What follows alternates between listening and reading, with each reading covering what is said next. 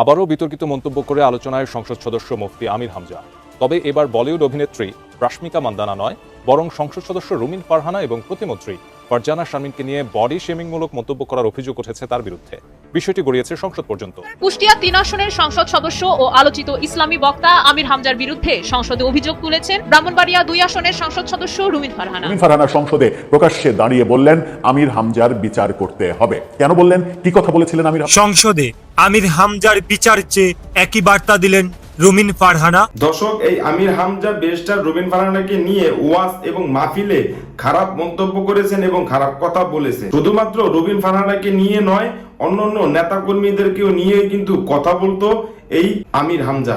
এবং ব্যারিস্টার রুমিন ফারহানা এবং আমির হামজাকে নিয়ে সারা বাংলাদেশে আলোচনা সমালোচনার কিন্তু ঝড় উঠে গেছে। তার কারণে কিন্তু ব্যারিস্টার রুমিন ফারহানা সংসদেই মাননীয় স্পিকারের সামনে বলে দিয়েছে এই আমির হামজার শাস্তিমূলক ব্যবস্থা নিতে হবে। তো দর্শক, এতক্ষণ দেখছেন ভিডিও শুরুতে শিরোনামের মাধ্যমে কিছু অংশ, এখন দেখবেন পুরো ভিডিও জুড়ে। তার আগে সবাই কাছে একটা অনুরোধ করব, যারা আমার চ্যানেল নতুন আসছেন অবশ্যই চ্যানেলটি সাবস্ক্রাইব করে দিবেন, পাশে থাকা বেল আইকনটি অল ক্লিয়ার করে বাজিয়ে দিবেন। তো দর্শক চলেন একটা লাইক দিয়ে সম্পূর্ণ ভিডিওটা সবাই ধৈর্য সহকারে দেখতে থাকুন। আসনের জামায়াত ইসলামের এমপি ও আলোচিত ইসলামী বক্তা আমির হামজার এক বক্তব্যকে ঘিরে সামাজিক যোগাযোগ মাধ্যমে ব্যাপক আলোচনা সমালোচনা তৈরি হয়েছে। মহিলারা ওদের দেখলে লজ্জা পাবে। রুমিন ফারহানা আপা আছে, এরপরে যে মন্ত্রী পটলের মেয়ে আছে ফারজানা শারমিন। এমনকি বিষয়টি নিয়ে জাতীয় সংসদে ক্ষোভ প্রকাশ করেছেন সংসদ সদস্য রুমিন ফারহানা। সেই সাথে এই কুৎসিত মন্তব্যের জন্য মাননীয় স্পিকারের কাছে বিচারের দাবিও করেন তিনি। তবে এই বিষয়ে সংসদ সদস্য আমির হামজার প্রতিক্রিয়া জানতে চাইলে তিনি বলেন বিষয়টি তার মনে নেই। আরো বলেন এটি ১.৫ ঘন্টার আলোচনা ছিল, কোথায় কি বলেছি তা কি আর মনে রাখা সম্ভব? একই সঙ্গে তিনি প্রশ্ন তোলেন গণমাধ্যমের কাছে এর চেয়ে গুরুত্বপূর্ণ আর কোনো বিষয় নেই কি? এদিকে তার ভাইরাল হওয়া বক্তব্যকে ঘিরে রাজনৈতিক অঙ্গনে তীব্র প্রতিক্রিয়া দেখা দিয়েছে। বিশেষ করে নারী এমপিরা এই বক্তব্যের কড়া সমালোচনা করেছেন।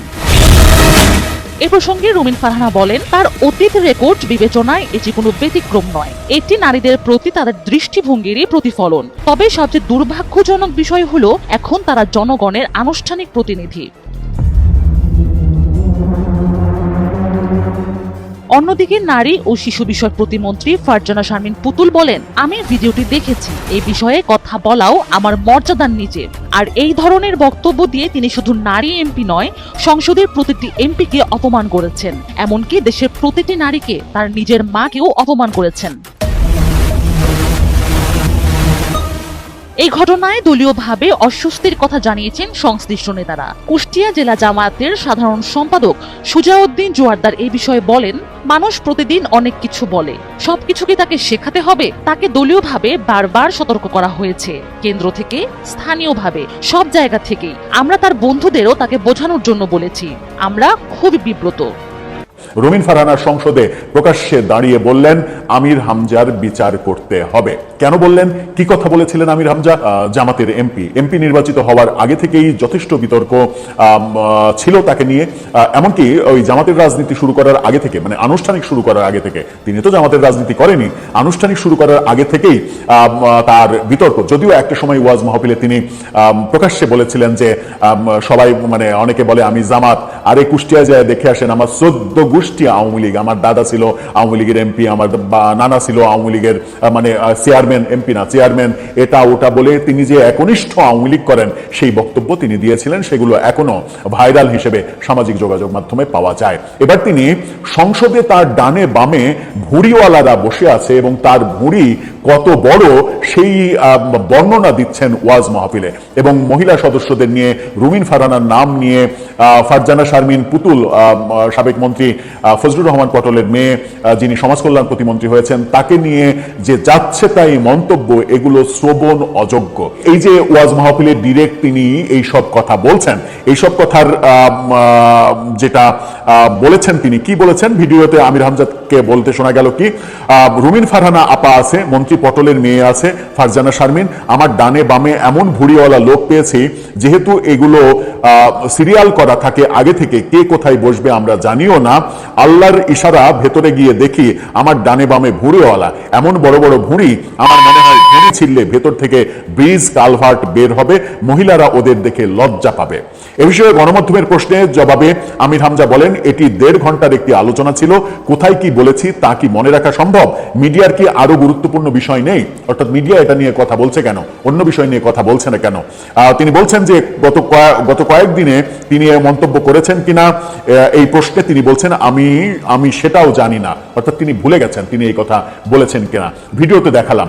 এর প্রতিবাদে সংসদে রুমিন ফারহানা কি বলছেন? রুমিন ফারহানা স্পষ্ট করে যেটা বলেছেন সংসদে সেটা হচ্ছে যে আমার ইমিডিয়েট আগে আমার যে সহকর্মী সংসদে কথা বললেন এটি দুঃখজনক নিঃসন্দেহে, কিন্তু স্পিকার আমি আপনার দৃষ্টিতে আরেকটি খবর আনতে চাই।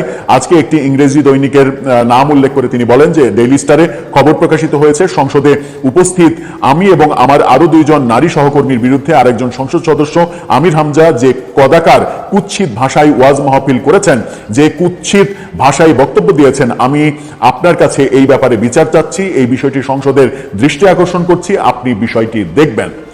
এই কথা রুমিন ফারহানা বলেছেন এবং রুমিন ফারহানা যেটা বলছেন সেটা হচ্ছে সেটা নিয়ে আবার গণমাধ্যমে ব্যাপক খবরও হয়েছে। এই শিরোনামটা দেখে নিন। সেখানে বলা হচ্ছে সংসদে আমির হামজাকে ইঙ্গিত করে রুমিন ফারহানার ক্ষোভ। সেই ক্ষোভের পর গণমাধ্যমের সঙ্গে কথা বলাতে রুমিন ফারহানা বলেছেন, এই মন্তব্যটি 2 দিন আগে আমার নজরে এসেছে, তার অতীত রেকর্ড বিবেচনায় এটি কোনো ব্যতিক্রম নয়। তিনি আরো বলেন, আমি অবাক হয়েছি যে সংসদে 1 সপ্তাহ যাওয়ার পরও তিনি জানেন না যে প্রতিটি সদস্যের নির্দিষ্ট আসন থাকে। তিনি ডান বামের কথা বলেছেন, অথচ বাস্তবে তার পাশে কেউ ছিল না। জামাতের এমপি হিসেবে তিনি জামাতের সদস্যদের সঙ্গেই বসেন। তিনি মন্তব্য করেন, এটি নারীদের প্রতি তাদের দৃষ্টিভঙ্গির প্রতিফলন। একটি নারী বিদ্বেষী সমাজে এটি অস্বাভাবিক নয়, তবে সবচেয়ে দুর্ভাগ্যজনক বিষয় হলো এখন তারা জনগণের আনুষ্ঠানিক প্রতিনিধি। জনগণের প্রতিনিধি এই মানুষগুলো কিভাবে হচ্ছে যারা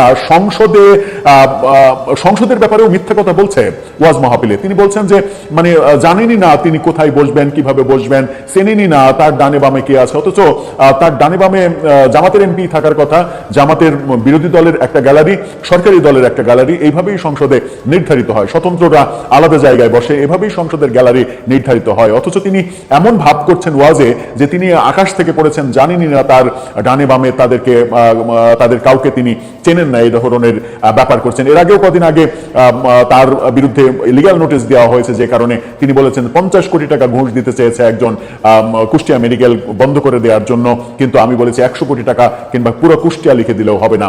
মানে একটা ফাঁকা আওয়াজ দিয়েছেন, দিয়ে নিজেকে বড় করার চেষ্টা করেছেন। এবার লিগ্যাল নোটিশ দেওয়া হয়েছে যে কে আপনাকে ঘুষ দিতে চেয়েছেন, তার নাম বলেন। তিনি নিশ্চয়ই নাম বলতে পারবেন না, কারণ ওয়াজ মাহফিলে তিনি সচরাচর এই ধরনের মিথ্যা প্রোপাগান্ডার আশ্রয় নিয়ে থাকেন। এই অভিযোগ অনেক দিন থেকেই আমরা শুনছি।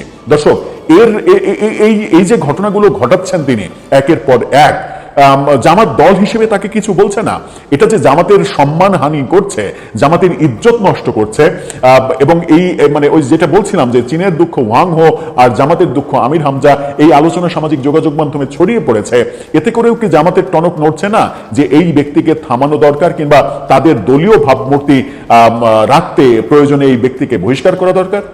দর্শক, এই আমির হামজা বাংলাদেশে একজন ইসলামিক বক্তার ভিতরে কিন্তু একজন, এবং তিনি যখন ওয়াজ মাহফিলে যায় ইসলামিক বিষয় কথা না বলে তিনি দলকে নিয়ে টানাটানি করে এবং কিছু কিছু নেতা কর্মীদেরকে নিয়ে টানাটানি করে এবং তাদের বিষয় খারাপ মন্তব্য করেন এবং তাদের ব্যক্তিগত বিষয়েও এই আমির হামজা তুলে ধরে, এবং তার কারণে কিন্তু এবার আমির হামজার কোনোভাবে রেহাই নাই। তো দর্শক, আজকে এই পর্যন্তই রইল। পরবর্তী ভিডিও নিয়ে আবারও আসবো আপনাদের সামনে। সবাই ভালো থাকবেন, সুস্থ থাকবেন। আল্লাহ হাফিজ।